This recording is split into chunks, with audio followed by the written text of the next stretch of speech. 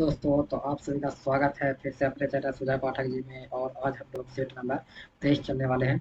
ठीक है, तो 23 नंबर सेट हम लोग चलने वाले हैं, जिसमें से 22 सेट का वीडियो पीछे डाला जा चुका है। उसे जाइए देखिए, और कैसा लगे ये हमें कमेंट में ज़रूर बताइए। अगर अच्छा लगे तो लाइक करिए, सब्सक्राइब करिए, दूसरों को शेयर भी कीजिए। ठीक है, अगर कोई दिक्कत हो तो कमेंट करिए, हम उसमें सुधार लाने की कोशिश करेंगे। ठीक है, तो इसमें पर डे हम लोग कितना, तो लगभग 30 प्रश्नों का पेपर जो सेट चल रहा है। ठीक है, तीनों किससे लिया गया है, तो फिजिक्स, केमिस्ट्री, बायोलॉजी से लिया गया है। ठीक है, तो सारे PYQ प्रश्न है। ठीक है, तो इसमें आपको ये है कि आपको इसमें अपना प्रयास देखना है कि आपकी तैयारी कैसी है। ठीक है, और हमारे जवाब देने से पहले ही आप अपना जवाब बना कर रखें, तो इससे आपको ज़्यादा फायदा होगा। ठीक है, तो चलिए बिना देखते हुए तो हम लोग अपने अपने प्रश्नों की ओर चलते हैं। तो पहला प्रश्न से स्टार्ट करते हैं। ठीक है, पहला प्रश्न क्या कह रहा है कि गति का दूसरा नियम किससे संबंधित है। गति का दूसरा नियम किससे संबंधित है। ठीक है, तो गति का दूसरा जो नियम है वो किससे संबंधित है। पहला ऑप्शन नंबर ए कह रहा है दबाव। ठीक है, बी कह रहा है जड़त्व, सी कह रहा है थ्रस्ट, और डी कह रहा है संवेग। ठीक है, तो इसमें से कौन है जो गति के दूसरे नियम से संबंधित है। ठीक है, तो इसका आंसर क्या हो जाएगा, तो इसका आंसर हो जाएगा ऑप्शन नंबर डी, जो संवेग जो है वो क्या है, गति के दूसरा नियम से संबंधित है। ठीक है, तो गति का जो नियम है वो 3 प्रकार का है। ठीक है, पहला क्या नियम कहता है, तो जड़त्व से संबंधित होगा। ठीक है, पहला नियम किससे, जड़त्व से संबंधित हो जाएगा। ठीक है, और दूसरा नियम देखा जाए तो दूसरा नियम किससे संबंधित होगा, दूसरा नियम अभी लिखा संवेग से। ठीक है, संवेग से संबंधित हो जाएगा। उसी प्रकार से अगर तीसरा नियम देखा जाए तो तीसरा नियम क्या हो जाएगा, तो तीसरा नियम हो जाएगा क्रिया प्रतिक्रिया से। किससे हो जाएगा, तो क्रिया प्रतिक्रिया से हो जाएगा। ठीक है, क्रिया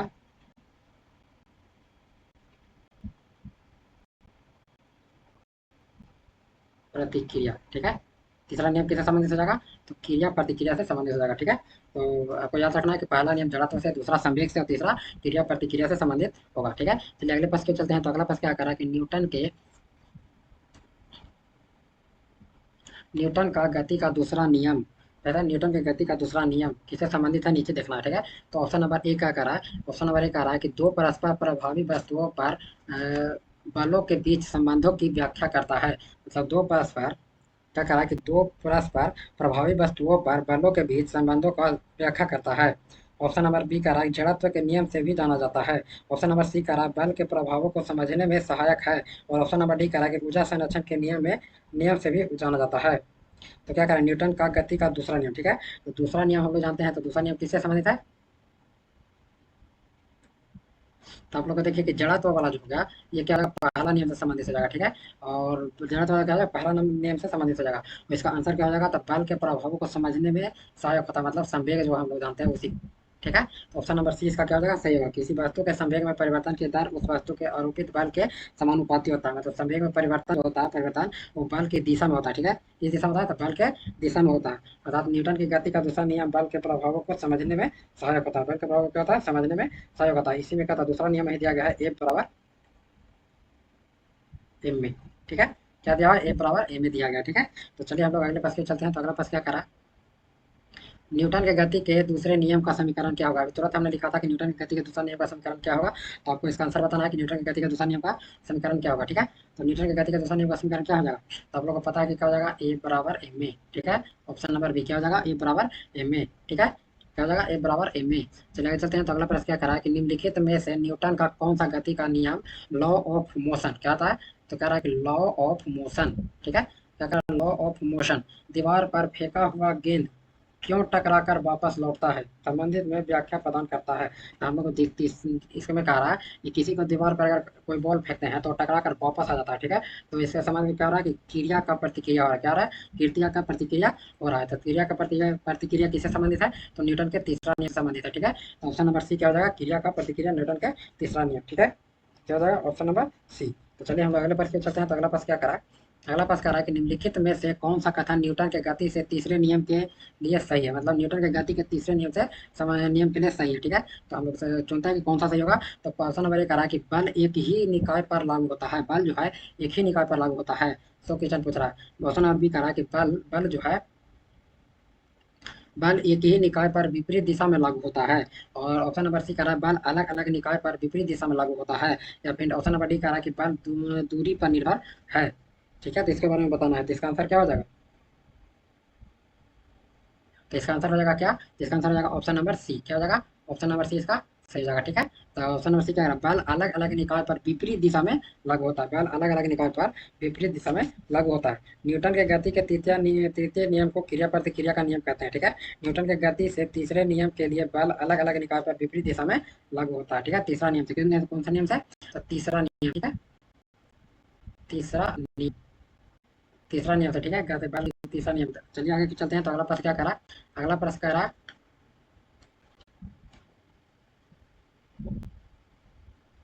छठा नंबर प्रश्न क्या करा कि गति के तीन नियम इनमें से किसके द्वारा प्रतिपादित किए गए हैं। जो गति के तीन नियम दिए गए हैं वो किसके द्वारा दिए गए हैं, ये बताना, ठीक है। तो गति के तीन नियम किसके द्वारा दिए गए हैं, अरस्तु, न्यूटन, गैलीलियो, एडिसन। तो गति का तीन नियम किसके द्वारा दिया गया है, तो वो दिया गया है न्यूटन के, किसके द्वारा, तो न्यूटन के द्वारा दिया गया, ठीक है।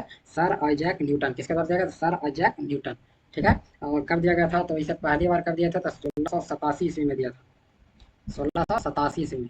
और इनका पुस्तक का नाम क्या था, तो प्रिंसिपिया, ठीक है, प्रिंसिपिया, ठीक है।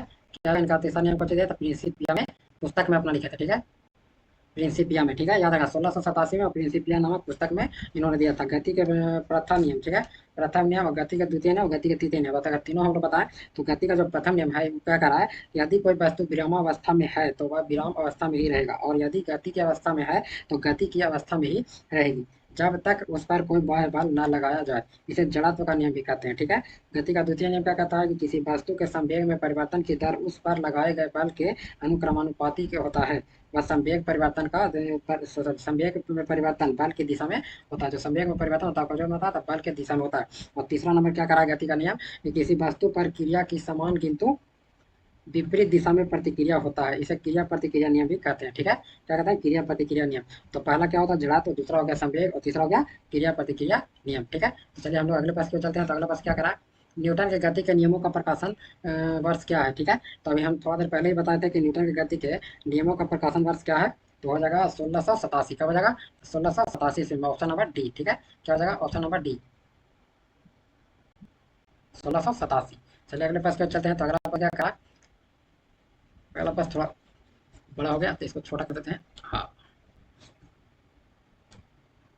तो 8वां नंबर क्वेश्चन क्या करा कि गति का द्वितीय नियम दर्शाता है, गति का द्वितीय नियम दर्शाता है। तो द्वितीय नियम हम लोग को याद रखना है। तो द्वितीय नियम का परिभाषा क्या होता है ये आप लोग को बताना है, ठीक है। तो द्वितीय नियम का परिभाषा हमने बताया था कि किसी वस्तु के संवेग में परिवर्तन की दर उस पर लगाए गए बल के अनुक्रमानुपाती होती है। वह संवेग में परिवर्तन बल के दिशा में होता है। तो इसमें चुनना है, तो प्रत्येक वस्तु की स्थिर या एक समान गति की अवस्था में रहेगी जब एक तक के शुद्ध बल की क्रिया से इसे अवस्था में बदलने के लिए मजबूर न किया जाता हो, तो ये नहीं होगा, ठीक है। ऑप्शन नंबर बी क्या करा है कि जब शुद्ध बल लागू होता है तो प्रत्येक वस्तु एक समान गति से गतिमान होता है, ये भी नहीं होगा। दूसरा नियम से संबंधित ये भी नहीं है। वस्तु की गति में परिवर्तन की दर लागू शुद्ध बल के साथ बदल जाएगी, तो ये भी नहीं होगा, ठीक है। और ऑप्शन नंबर डी कह रहा है किसी वस्तु की गति के परिवर्तन की दर शुद्ध बल की दिशा में वस्तु पर लागू शुद्ध बल के अनुपातिक होती है, तो ये क्या हो रहा है, ये सही हो जाएगा, ठीक है। तो क्या हो जाएगा कि जो गति का द्वितीय नियम है वो उसका परिभाषा से हम लोग चलते हैं। तो क्या है, किसी वस्तु के संवेग में परिवर्तन की दर उस पर लगाए गए बल के अनुपातिक होता है। सिंह वैसे बोला कि किसी वस्तु के गति में परिवर्तन की दर शुद्ध बल की दिशा में वस्तु पर लगाए गए शुद्ध बल के कौन होता है, तो अनुपातिक होता है, अनुपातिक, ठीक है। तो उसके अनुक्रमानुपातिक वही चीज है, सेम टू सेम, ठीक है। तो इसमें क्या हो जाएगा, ऑप्शन नंबर डी इसका सही हो जाएगा, ठीक है। चलिए आगे चलते हैं। तो अगला पास क्या करा कि निम्नलिखित में से कौन सा कथन गलत है, निम्नलिखित में से कौन सा कथन गलत है। हम लोग को इसमें से कथन जो है गलत कथन को चुनना है, ठीक है। तो गलत कथन को हम लोग चुनते हैं। तो गलत कथन क्या करा, तो ऑप्शन नंबर ए क्या करा कि जब एक वस्तु अचानक रुकती है तो बस में बैठे एक यात्री को पीछे की ओर एक झटका लगता है। तो नहीं, ये क्या करा कि रुकती है, ठीक है। तो रुकती है तो रुकेगी तो पीछे की ओर झटका नहीं लगेगा, रुकेगी तो आगे की ओर झटका लगेगा, किधर की ओर, आगे की ओर। अगर वह स्टार्ट होती तो पीछे की ओर झटका लगता, तो हमारा ऑप्शन नंबर ए ही गलत हो जाएगा, ठीक है। तो ऑप्शन नंबर ए सही है, ठीक है। अगर क्या चुना था, तो गलत कथन को चुना था, तो क्या हो जाएगा, ऑप्शन नंबर ए ही गलत है, ठीक है। तो आगे चलते हैं। तो एक व्यक्ति चलती बस से कूदता है तो वह गिर जाता था। हाँ, ये बात सही है कि वह चलती बस से कूदेगा तो वो गिर जाएगा, क्योंकि गति की अवस्था में रहेगा, एकाएक रुकेगा तो क्या हो जाएगा, तो उसके गिरने की चांस ज़्यादा हो जाता है। जब एक घूर्णन करता हुआ एक पंखा बंद हो जाता है तो यह कुछ समय बाद घूमता रहता है, कुछ समय तक घूमता रहता है, जब तक वो बाहरी बल ना लगे तब तक वो नहीं रुकता है, ठीक है। तो बाहरी बल लगता है तो धीरे धीरे वो क्या हो जाता है, रुक जाता है, ठीक है। तो ये भी सही है। तो जब एक बस अचानक रुकती है तो बस में बैठे एक यात्री को आगे की ओर एक झटका लगता है। हाँ देखिए, अचानक रुकेगी तो क्या होगी, आगे की ओर झटका लगेगा, ठीक है। जब आप गाड़ी पर बैठिएगा और एक ब्रेक लगेगा तो आप आगे की ओर झुकेंगे, ठीक है। और जब गाड़ी स्टार्ट होती है तो आप पीछे की ओर जाइएगा, ठीक है। तो ये भी क्या हो जाएगा, सही हो जाएगा। तो हमारा किसी कौन सा गलत था, तो पहले वाला ही गलत था, इसलिए ऑप्शन नंबर ए हमारा सही हो जाएगा, ठीक है। चलिए चलते हैं। तो अगला बस क्या करा कि 1 kg इंटू 1 मीटर पर सेकेंड सेकेंड स्क्वायर को कहा जाता है, मतलब 1 kg 1 मीटर प्रति सेकेंड स्क्वायर को क्या कहा जाता है, ये बताना है, ठीक है। तो हम जानते हैं कि ये 1 kg गुना 1 मीटर प्रति सेकेंड स्क्वायर बराबर क्या होता है, इसे बता रहा है, ठीक है। तो हम लोग क्या दिया था, जो 1 kg है, देखिए 1 kg क्या दिया हुआ है, तो हम लोग को दिया है द्रव्यमान, मतलब क्या है, एम। 1 मीटर प्रति सेकेंड, 1 मीटर प्रति सेकेंड स्क्वायर दिया हुआ है, क्या दिया है, वेग, त्वरण, ठीक है, वेग नहीं त्वरण दिया हुआ है, ठीक है। तो ए बराबर दिया है, तो हम लोग जानते हैं क्या होता है, ए बराबर एम में। तो एफ क्या है, एफ हो गया का आपका कुछ हो गया बल। तो बल को किस में नापते हैं, तो एम में से गुना करेंगे तो क्या होगा, न्यूटन में कुछ होगा। इसको हम किस में नापते हैं, तो न्यूटन में नापते हैं, ठीक है, न्यूटन। तो बल क्या हो जाएगा, 1 न्यूटन, ठीक है। 1 kg इंटू 1 मीटर पर सेकेंड स्क्वायर क्या हो जाएगा, 1 न्यूटन हो जाएगा, ठीक है। तो चलिए हम लोग अगले प्रश्न पे चलते हैं। तो अगला प्रश्न क्या करा, तो 11 नंबर प्रश्न क्या करा, 11 नंबर प्रश्न करा, किसी परमाणु के नाभिक में मौजूद प्रोटॉन और न्यूट्रॉन की कुल संख्या को के रूप में जाना जाता है। जो नाभिक में उपस्थित प्रोटॉन और न्यूट्रॉन की संख्या को जाना जाता है, तो किस रूप में जाना जाता है, हम लोग जानते हैं कि परमाणु द्रव्यमान बराबर ए बराबर पी प्लस एन, ठीक है। तो परमाणु द्रव्यमान बराबर क्या होता है, प्रोटॉन प्लस न्यूट्रॉन। तो ऑप्शन नंबर बी क्या हो जाएगा, सही हो जाएगा, द्रव्यमान संख्या, ठीक है। ऑप्शन नंबर बी क्या हो जाएगा, द्रव्यमान संख्या, ठीक है। प्रोटॉन और न्यूट्रॉन को जोड़कर क्या बनता है, द्रव्यमान संख्या निकलता है, ठीक है। तो चलिए अगले प्रश्न पे चलते हैं। तो अगला प्रश्न क्या करा, अगला प्रश्न करा कि एक तत्व का परमाणु भार डब्ल्यू और परमाणु संख्या एन है, तो इस परमाणु के केंद्र में प्रोटॉन की संख्या क्या होगी। तो ऑलरेडी जो यहाँ क्या दिया हुआ है, परमाणु संख्या हम लोग दिया हुआ है, ठीक है। जो प्रोटॉन संख्या क्या होगी, जो परमाणु संख्या और परमाणु में जो प्रोटॉन है दोनों आपस में बराबर होते हैं, जो जितना प्रोटॉन होता है उतना ही परमाणु संख्या होता है, ठीक है। तो इसका आंसर क्या हो जाएगा, ऑप्शन नंबर ए हो जाएगा, ठीक है। तो प्रोटॉन की संख्या भी क्या हो जाएगा, ए नहीं हो जाएगा, ठीक है। चलिए आगे चलते हैं। तो अगला प्रश्न क्या करा कि हाइड्रोजन अणु का नाभिक किससे बना होता है, हाइड्रोजन अणु के नाभिक किससे बना होता है, ठीक है। तो हमको बताना है, पहला करा हाइड्रोजन अणु का नाभिक कैसे बना था, केवल एक प्रोटॉन से, प्रोटॉन और न्यूट्रॉन और इलेक्ट्रॉन तीनों से, या 2 इलेक्ट्रॉन और एक प्रोटॉन से, या इनमें से इनमें इनमें कुछ भी नहीं हो सकता है।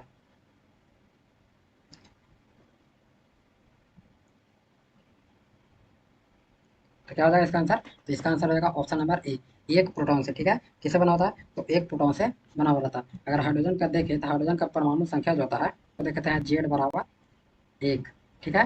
प्रोटॉन की संख्या भी क्या हो जाएगा, 1, ठीक है। और उसके बाद हम लोग निकालते हैं परमाणु द्रव्यमान, इसका क्या हो जाएगा, मतलब ए बराबर कितना हो जाएगा, ये भी एक ही रहेगा। तो अगर हम लोग निकाले न्यूट्रॉन की संख्या, तो ए बराबर क्या हो जाता है, पी प्लस एन, ठीक है। तो ए जो है, ए बराबर क्या हो जाता है, यहाँ एक बैठा देंगे, बराबर पी का मान भी क्या है, एक, बराबर प्लस एन, ठीक है। अगर एन निकालेंगे तो एक में से एक हट जाएगा तो क्या हो जाएगा, जीरो। तो इसमें न्यूट्रॉन की संख्या क्या हो जाता है, जीरो, ठीक है। तो न्यूट्रॉन की संख्या होगा ही नहीं, तो इसमें क्या हो जाएगा, एक सिर्फ प्रोटॉन बचेगा, ठीक है। अगर इलेक्ट्रॉन निकालना हो तो इलेक्ट्रॉन कैसे निकालेंगे, इसमें तो इलेक्ट्रॉन की संख्या निकालना है हम लोग को, तो क्या करेंगे, तो इलेक्ट्रॉन भी इसका क्या हो जाएगा, तो इलेक्ट्रॉन बराबर भी इसका एक ही रहेगा, ठीक है। लेकिन यहाँ क्वेश्चन क्या पूछ रहा है कि नाभिक में, ठीक है, नाभिक में पूछ रहा था, तो नाभिक में क्या होगा, तो एक प्रोटॉन, ठीक है। नाभिक में कितना होगा, तो एक प्रोटॉन होगा, ठीक है। न्यूट्रॉन क्या हो जाता है, जीरो। चलिए आगे चलते हैं। तो अगला प्रश्न क्या करा है, अगला प्रश्न करा है कि पोटेशियम की परमाणु संख्या 19 है, मतलब परमाणु संख्या दिया हुआ है, उसकी द्रव्यमान संख्या 39 है, ठीक है। तो इसके परमाणु में न्यूट्रॉनों की संख्या निकालना है। तो न्यूट्रॉन की संख्या निकालने के लिए क्या करेंगे हम लोग, तो न्यूट्रॉन की संख्या बराबर ए बराबर निकालेंगे हम लोग, तो पी प्लस एन, ठीक है। तो हम लोग न्यूट्रॉन निकालना है, तो एन बराबर क्या हो जाएगा यहाँ पर, तो पी उधर जाकर माइनस हो जाएगा, तो ए माइनस पी। तो हम लोग कितना हो गया दिया हुआ है, तो ये दिया हुआ है एन बराबर हम लोग निकालना है कितना, तो परमाणु द्रव्यमान कितना दिया हुआ है, 39, माइनस में प्रोटॉन के परमाणु संख्या कितना था, 19। प्रोटॉन की संख्या या परमाणु संख्या एक ही होता है, बार बार बोल रहे हैं, ठीक है। तो घटाइए तो जीरो हो जाएगा, 9 से 9 घटेगा तो 3 में से एक है, तो कितना बचेगा, 2, तो कितना हो जाएगा, 20। तो 20 आंसर कहाँ है, तो ऑप्शन नंबर ए इसका सही हो जाएगा, 20, ठीक है। क्या हो जाएगा, 20 इसका सही हो जाएगा।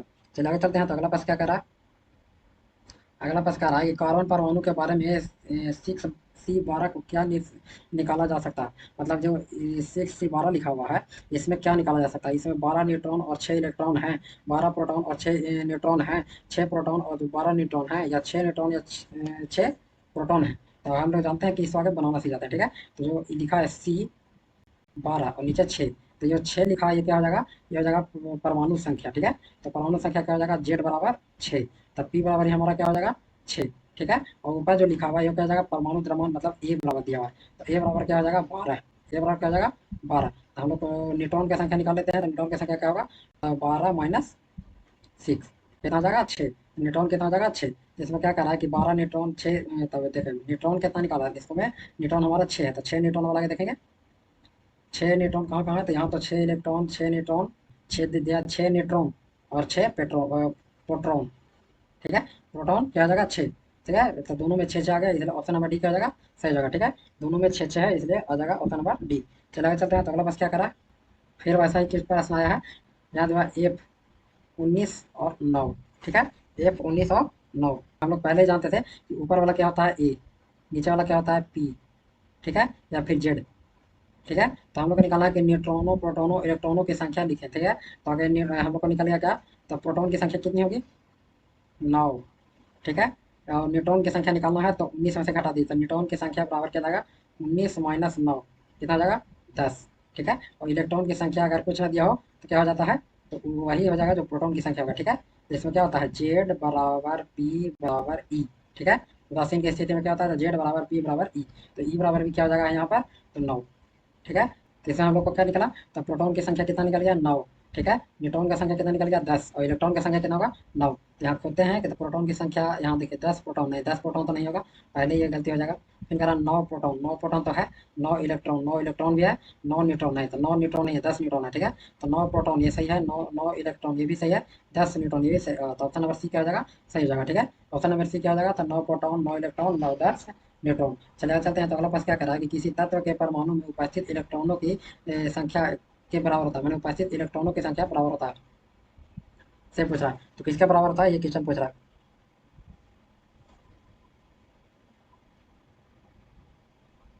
तो इसका आंसर क्या हो जाएगा, तो हम लोग ऊपर ही बताया था मैंने कि जेड परमाणु संख्या बराबर प्रोटॉन बराबर इलेक्ट्रॉन, तो इसमें क्या हो जाएगा, तो परमाणु संख्या के बराबर हो जाएगा, तो परमाणु क्रमांक लिखेंगे तो ऑप्शन नंबर ए इसका क्या हो जाएगा सही हो जाएगा। ठीक है, क्या हो जाएगा परमाणु संख्या किस बराबर। ठीक है, चलिए आगे चलते हैं, तो अगला प्रश्न क्या करा, 18 नंबर प्रश्न करा कि निम्न तत्वों में से किसका परमाणु द्रव्यमान सबसे कम है। निम्न तत्वों में से किसका परमाणु द्रव्यमान सबसे कम है, तो न्यूट्रॉन का परमाणु द्रव्यमान कितना होता है ये आपको बताना है, और लिथियम का कितना होता है, और हाइड्रोजन का कितना होता है, और हीलियम का कितना होता है। तो नाइट्रोजन का परमाणु संख्या कितना होता है इसको पहले पता कर लीजिए, तो इसका होता है कितना नाइट्रोजन 7। ठीक है, तो इसका लगभग दूना 14। ठीक है, हाइड्रोजन का कितना होता है, तो एक, इसको तो आपको पता है कि इसका एक परमाणु संख्या भी और एक द्रव्यमान होता है, लेकिन इसका पूरा द्रव्यमान कितना है 1.008 होता है। ठीक है, इतना बात याद रखिए 1.008। अच्छा लिथियम में जाते हैं, तो लिथियम क्या करा है, लिथियम का परमाणु संख्या कितना होता है 3, तो इसका लगभग दूना, 3 का लगभग दूना 6। ठीक है, क्या हो जाएगा 6। और हीलियम, हीलियम का कितना हो जाएगा, तो हीलियम होता है 2, परमाणु संख्या कितना 2, इसका लगभग दूना 4। तो क्या करा कि इसमें परमाणु द्रव्यमान सबसे कम है, सबसे कम किसका है, तो सबसे कम के तो परमाणु द्रव्यमान किसका होगा, तो 14 6 1 तक कितना हो जाएगा ऑप्शन नंबर बी, हाइड्रोजन का सबसे कम होगा। ठीक है, हाइड्रोजन का क्या हो जाएगा सबसे कम होगा। ठीक है, अगर इसका एक्यूरेट देखना है तो एक्यूरेट इसका हो जाता है कितना, तो नाइट्रोजन का परमाणु द्रव्यमान एक्यूरेट में हो जाएगा 14.0067। ठीक है, एक्यूरेट होता है। ठीक है, और हाइड्रोजन का तो एक्यूरेट मैंने बता दिया। ठीक है, लेकिन हाइड्रोजन का एक्यूरेट भी नहीं है ये, तो इसका क्या हो जाएगा एक्यूरेट में कर जाएंगे हम लोग, तो ये 8 नहीं होगा। ठीक है, यहाँ पर क्या हो जाएगा 1.0794, क्या हो जाएगा 794। ठीक है, उसी प्रकार से अगर लिथियम में जाते हैं तो लिथियम का क्या हो जाएगा, तो लिथियम का हो जाएगा 6.941। ठीक है, क्या हो जाएगा 6.941। और हीलियम में जाते हैं तो हीलियम में क्या हो जाएगा, तो हीलियम हो जाएगा 4.002603। ठीक है, इतना इसका एक्यूरेट होता है, लेकिन इतना आपको याद रखना नहीं है, खाली याद रखिएगा परमाणु संख्या के लगभग दूना, तो 7 दूना 14, 3 दूना 6 और एक है, तो इसी का खाली है कि एक एक ही रह जाएगा। ठीक है, इसका परमाणु एक भी और परमाणु संख्या भी एक रहेगा, लेकिन हीलियम का क्या हो जाएगा दूना। ठीक है, तो 2 दूना का 4, बस आपको एक्यूरेट याद करने की जरूरत नहीं है। चलिए आगे चलते हैं, तो अगला प्रश्न क्या करा है, अगला प्रश्न करा है कि हाइड्रोजन के समस्थानिक ड्यूटेरियम में होता है, तो जो हाइड्रोजन का समस्थानिक ड्यूटेरियम है उसमें क्या होता है सो पूछा है। ठीक है,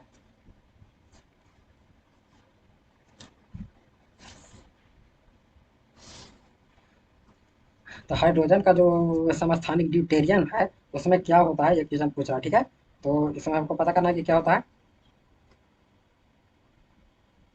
हाइड्रोजन का कितने समस्थानिक होता है? तो 3 समस्थानिक होता है, ठीक है। तो हाइड्रोजन का 3 समस्थानिक कौन-कौन होता है? तो एक होता है H1 होता है H1 2 और फिर होता है H1 3, ठीक है। 3 समस्थानिक होता है। तो पहला को क्या कहते हैं? तो पहला को कहते हैं हम लोग प्रोटियम, ठीक है। क्या कहा जाता है? प्रोटियम। पहला को कहते हैं प्रोटियम, दूसरा को कहते हैं जो यहाँ पर लिखा हुआ है क्या? ड्यूटियम,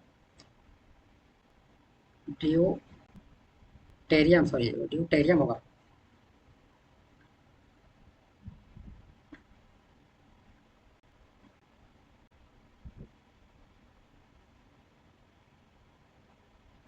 और तीसरा का इसको क्या कहते हैं? ट्रीटियम, ट्रीटियम, ठीक है। तीनों हो गए, ठीक है। तो इसमें हम लोग देखते हैं कि पहला में क्या करा है कि पहला में क्या होता है? प्रोटियम में क्या होता है? तो एक प्रोटॉन, प्रोटॉन कितना होता है? एक होता है, ठीक है। न्यूट्रॉन कितना होता है? तो न्यूट्रॉन हो जाता है 0, ठीक है। और इलेक्ट्रॉन कितना होता है? तो इलेक्ट्रॉन बराबर में 1 होता है, ठीक है। ड्यूटेन में जाएंगे तो ड्यूटेन में क्या होता है? एक प्रोटॉन होगा, ठीक है। एक प्रोटॉन। न्यूट्रॉन कितना हो जाएगा? तो न्यूट्रॉन हो जाएगा एक, और कुछ कहते हैं इलेक्ट्रॉन भी कितना हो जाएगा? एक। तीनों में एक एक हो जाएगा, ठीक है। इसको में जाते हैं तो प्रोटॉन कितना होगा? इसको में प्रोटॉन कितना हो जाएगा? एक। अच्छा, न्यूट्रॉन कितना हो जाएगा इसको में? 2, ठीक है। और अगर इलेक्ट्रॉन कितना हो जाएगा? तो एक। ये क्या हो जाएगा? एक इलेक्ट्रॉन हो जाएगा, ठीक है। तो ट्रीटियम क्या हो जाएगा? तो ट्रीटियम हो जाएगा क्या होगा? ये हो जाएगा एक रेडियो एक्टिव पदार्थ हो जाएगा, ठीक है। न्यूट्रॉन की संख्या इसमें क्या हो जाएगा? 2, इसलिए रेडियो एक्टिव पदार्थ हो जाएगा ट्रीटियम, ठीक है। इसमें देखा गया कैसे? अच्छा, प्रोटॉन की संख्या क्या है? तो नीचे वाला बोले था कि प्रोटॉन की संख्या है, तो प्रोटॉन की संख्या एक है। न्यूट्रॉन अगर ऊपर नीचे घटा दीजिएगा तो कितना हो जाएगा? न्यूट्रॉन और इलेक्ट्रॉन जो कहते हो प्रोटॉन की संख्या है, जो इलेक्ट्रॉन की संख्या हो जाएगा, ठीक है। फिर नहीं कहा जाएगा ड्यूटेरियम में आ गए तो प्रोटॉन की संख्या क्या हो जाएगा? तो प्रोटॉन संख्या एक, ठीक है। और ऊपर नीचे घटा दीजिए तो न्यूट्रॉन की संख्या आ जाएगा, तो 2 में से एक है तो कितना बचेगा? एक।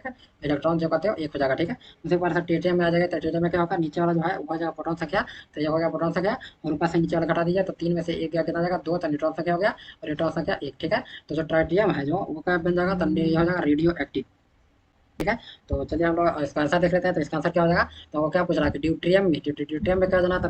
पोटेशियम, प्रोटॉन एक, न्यूट्रॉन एक और इलेक्ट्रॉन एक, तो तीनों क्या हो जाएगा? एक। ताकि इसमें आंसर करना है एक इलेक्ट्रॉन और 2 न्यूट्रॉन, नहीं ये नहीं होगा। एक इलेक्ट्रॉन न्यूट्रॉन और 2 प्रोटॉन, ये भी नहीं होगा। एक प्रोटॉन और एक न्यूट्रॉन, ये क्या जाएगा? सही जगह ऑप्शन नंबर बी क्या हो जाएगा? एक प्रोटॉन और एक न्यूट्रॉन, ठीक है। तो क्या हो जाएगा आंसर? ऑप्शन नंबर बी इसका सही आंसर हो जाएगा। चलिए आगे चलते हैं। तो अगला प्रश्न क्या करा? आइसोटोप।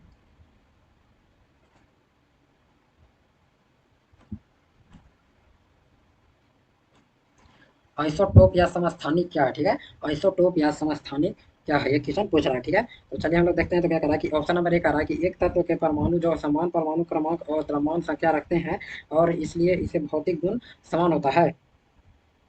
तो नहीं, आगे जान रहे कि समस्थानिक होता कुछ है, ठीक है। तो समस्थानिक किसको कहते हैं? तो समस्थानिक किसको कहते हैं? तो जिसका परमाणु संख्या समान हो और परमाणु द्रव्यमान कितना हो? अलग अलग हो, ठीक है। परमाणु संख्या जिसका समान हो और परमाणु द्रव्यमान अलग अलग हो उसको समस्थानिक कहते हैं, ठीक है। परमाणु संख्या समान और परमाणु द्रव्यमान अलग अलग हो, तो इसमें ऑप्शन हम लोग को ढूंढना है कि कौन में परमाणु संख्या समान और परमाणु द्रव्यमान अलग अलग है। तो ऑप्शन नंबर ए तो नहीं होगा, इसमें ऐसा कोई बात नहीं कहा गया। ऑप्शन नंबर बी क्या करा कि एक तत्व के विभिन्न रूप जिसमें एक ही परमाणु संख्या और द्रव्यमान संख्या है लेकिन भौतिक गुण भिन्न है, ये भी नहीं होगा, ठीक है। ये क्या होगा? ये भी गलत हो जाएगा। फिर कह रहा है कि एक तत्व के परमाणु जिसमें एक ही द्रव्यमान संख्या है लेकिन परमाणु क्रमांक भिन्न, परमाणु क्रमांक भिन्न है, परमाणु क्रमांक क्या होना चाहिए? समान होना चाहिए। तो एक तत्व के परमाणु जिसमें एक ही परमाणु क्रमांक, देखिए एक ही परमाणु क्रमांक ये सही है लेकिन द्रव्यमान संख्या भिन्न, ये सही होगा, ठीक है। तो आसानी किसको कहते हैं? तो इसका परमाणु संख्या समान हो और परमाणु द्रव्यमान भिन्न भिन्न होते हैं। इसमें वही दिया हुआ कि एक ही कुछ कह रहा एक ही परमाणु क्रमांक है और लेकिन द्रव्यमान संख्या भिन्न है, ठीक है। तो ऑप्शन नंबर डी क्या हो जाएगा? सही हो जाएगा। चलिए आगे चलते हैं। तो अगला प्रश्न क्या करा? अगला प्रश्न कह रहा है कि निम्नलिखित में से किसे आनुवंशिकी का जनक कहा जाता है? निम्नलिखित में से किसे आनुवंशिकी का जनक कहा जाता है, ठीक है। तो हम लोग को बताना है कि इसमें से कौन है जो आनुवंशिकी का जनक कहलाता है। ऑप्शन नंबर ए कर रहा है चार्ल्स रॉबर्ट डार्विन, बी कर रहा है रॉबर्ट हुक और सी कर रहा है जेम्स वाटसन या डी कर रहा है ग्रेगर जॉन मेंडल। तो आनुवंशिकी का जनक किसको माना जाता है? तो आप लोग पढ़े होंगे। तो ऑप्शन नंबर डी क्या हो जाएगा? Gregor John Mendel. मेंडल को क्या कहा जाता है? आनुवंशिकी का जनक माना जाता है, ठीक है। ग्रेगर जॉन मेंडल को आनुवंशिकी का जनक कहा जाता है क्योंकि मेंडल ने ही सबसे पहले आनुवंशिकी के नियमों की खोज की थी और मेंडल ने मटर के पौधे पर प्रयोग किया था। किस पर किया था? तो मटर के पौधे पर प्रयोग किया था, ठीक है। तो चलिए आगे चलते हैं। तो अगला प्रश्न क्या करा है?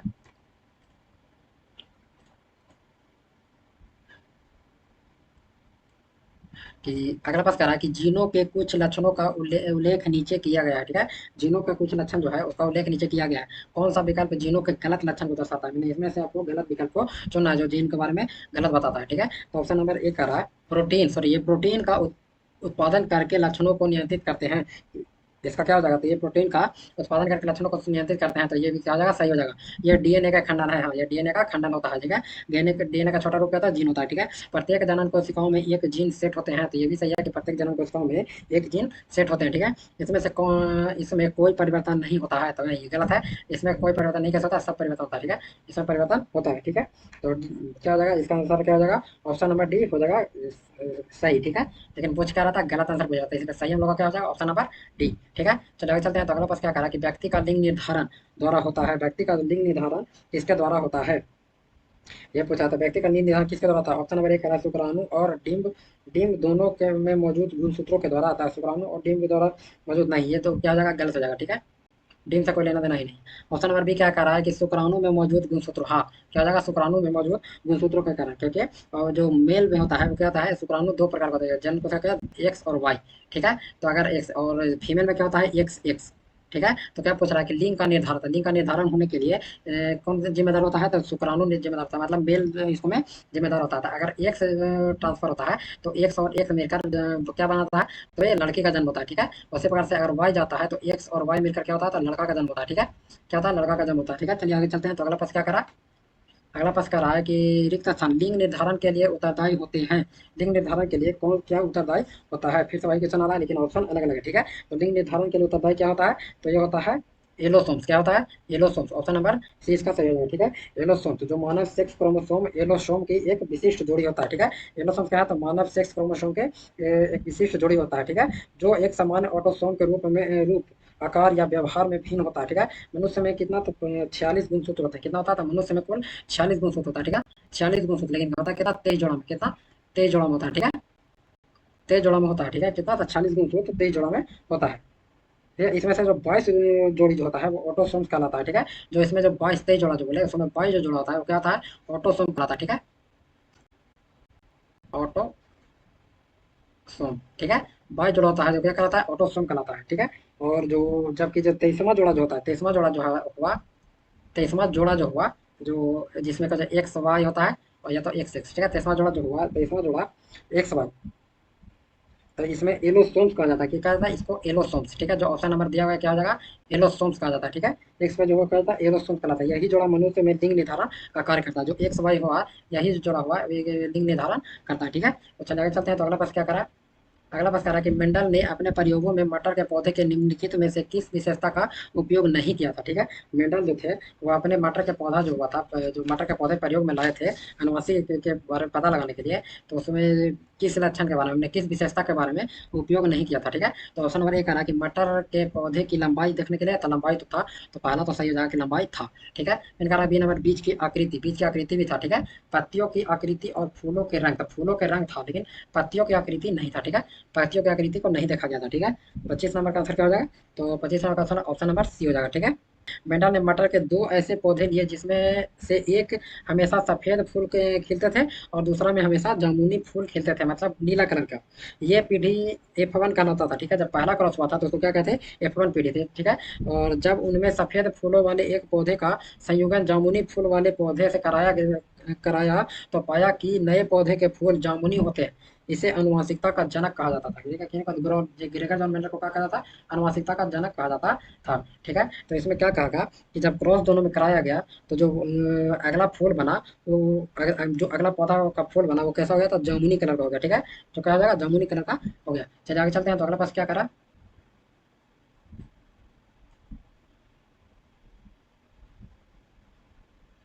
निम्नलिखित में से कौन सा कथन सही है? निम्नलिखित में से कौन सा कथन सही है? सही कथन को चुनना है, ठीक है। तो निम्नलिखित में से कौन सा कथन सही है? तो इसको चुनने के लिए हम लोग पढ़ते हैं। प्रत्येक प्रोटीन के लिए एक विशिष्ट जीन होता है, तो ये पहले वाला ही क्या हो जाएगा? सही हो जाएगा। प्रत्येक प्रोटीन के लिए एक विशिष्ट जीन होता है, ठीक है। प्रत्येक प्रोटीन के लिए क्या होता है? एक विशेष जीन होता है, ठीक है। जीन जीन में क्या होता है, तो जीन जो है और डीएनए का जो न्यूक्लियोटाइड है, ऐसा न्यूक्लियोटाइड है जिसमें सन्निहित कूटबद्ध सूचनाओं से, मैंने सूचना के द्वारा जो अंततः क्या होता है, तो प्रोटीन का संश्लेषण का कार्य संपन्न होता है, ठीक है, जीन के कारण। चलिए आगे चलते हैं। तो अगला प्रश्न क्या करा है, अगला प्रश्न कह रहा है कि निम्न निम्न में से कौन सा कथन गलत है, ठीक है। तो फिर से क्या करा है कि निम्न में से कौन सा कथन गलत है, ये हम लोग का चुना है। तो पहले पहले ऑप्शन नंबर 1 कहते हैं कि प्रत्येक जीन एक विशिष्ट लक्षण और प्रदर्शित करता है, तो ये तो सही हुआ कि विशिष्ट लक्षण प्रदर्शित करता है, ठीक है। तो अगला कह रहा है कि प्रत्येक जनन कोशिका प्रत्येक युग में से एक गुणसूत्र ग्रहण करते हैं, तो ये भी सही है, ठीक है। ऑप्शन नंबर सी कह रहा है कि युग में निर्माण के समय दे युग में विकल्पी एक साथ होता था, दे युग में विकल्पी।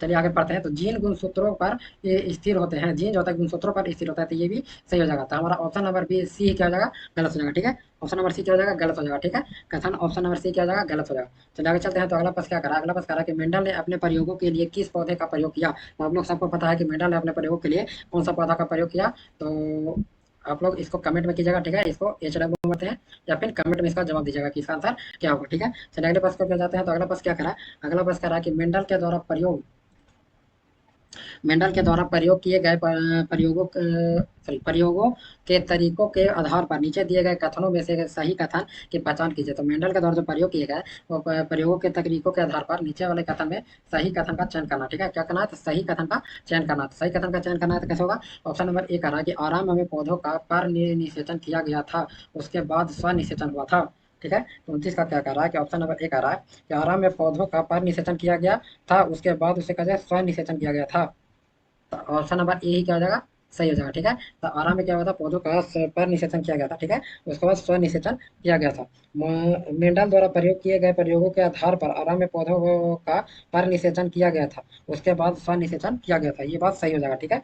आगे क्या करा है, अगला क्वेश्चन क्या करा है, जब आंसर मिल गया तो आगे चलते हैं। तो अगला और आज के लिए लास्ट प्रश्न है, निम्नलिखित में से कौन सा कण संतान द्वारा किसी भी लक्षण की वंशानुगति को नियंत्रित करता है, ठीक है। तो अगला क्वेश्चन क्या करा है, निम्नलिखित में से कौन सा कण, ठीक है, निम्नलिखित में से कौन सा कण संतान द्वारा किसी लक्षण की वंशानुगत को नियंत्रित करता है। तो इसका आंसर क्या हो जाएगा, इसका आंसर हो जाएगा पैतृक और मातृ डीएनए। क्या हो जाएगा, पैतृक और मातृ डीएनए, मतलब पिता और माता का डीएनए, ठीक है, पिता और माता का डीएनए। डीएनए मूल रूप से एक अनुवांशिक पदार्थ है, ठीक है। डीएनए क्या है, तो मूल रूप से एक अनुवांशिक पदार्थ है जो लक्षण या गुणों को माता पिता के से संतानों में पहुंचाने का कार्य करता है। जो लक्षण और गुण होता है वो माता से पिता से बच्चों में कैसे किसे आता है, तो डीएनए के कारण होता है, ठीक है। यह एक न्यूक्लियक अम्ल है, होता है जो प्रोटीन के साथ मिलकर गुणसूत्र की संरचना का निर्माण करता है। जो प्रोटीन के साथ मिलकर क्या करता है, तो गुणसूत्र की संरचना को बनाता है, ठीक है। यह कोशिका के केंद्रक में धागे नुमा रूप में फैला हुआ होता है। इसकी कुछ कुछ मात्रा केंद्रक के अतिरिक्त माइटोकॉन्ड्रिया और क्लोरोप्लास्ट में भी पाया जाता है। मतलब याद रखिएगा कि डीएनए का कौन कौन होता है, वो केंद्रक में होता है